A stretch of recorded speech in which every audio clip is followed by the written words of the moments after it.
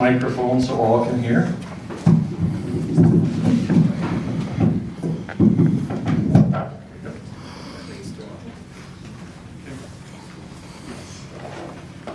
My name is Samantha Smith. I am a parent of one child at Shepherd Elementary. While we all understand that the teacher in question has certain rights, it cannot go unacknowledged that we as parents also have rights as do our children. Elliott Larson's Civil Rights Act is Michigan's primary anti-discrimination law, which prohibits discrimination against sexual orientation and gender identity expression. However, at this point, no one is calling for her to not have a job and no one is discriminating against her. We simply are choosing to invoke our rights as parents. I brought to your attention on 3 separate occasions now Mahmoud versus Taylor, which came to conclusion in 2025. It states that the government burdens parents' religious exercise when it requires their children to participate in instruction that violates the family's religious beliefs, whether it's curriculum or not. I would also like to bring to your attention that according to Michigan Legislature MCL Section 3810, it is the natural fundamental right of parents and legal guardians to determine the direct care, teaching, and education of their child.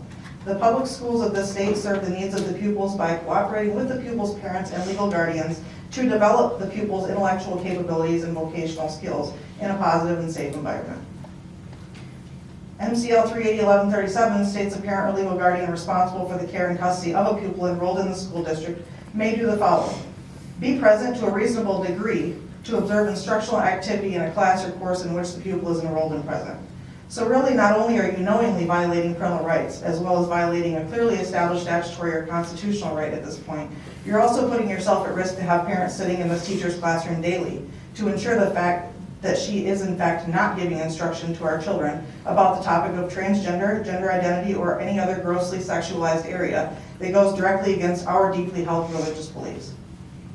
I would also implore you to look at 303 Creative versus Elmas, which reinforces that the government, including the schools, cannot compel speech or belief.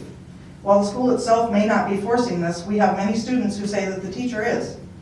Lastly, I bring attention to Michigan House Bill 5363, which further enforces that parents have the right to opt their children out of sex education instruction, which according to Elliott Larson's Civil Rights Act includes gender ideology and pronoun usage.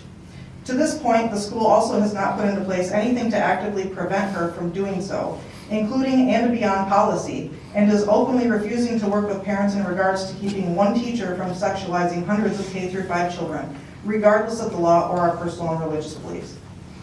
I've offered you a solution on multiple occasions now, stating that we would be willing to accept a letter to every elementary student parent for Shepherd and Wynn, stating that we could have a letter sent home to each parent explaining the situation and giving them an option to opt their child out of that class with that teacher permanently. You have yet to do that. We would appreciate that before we have hundreds more children sexualized by this person. Thank you.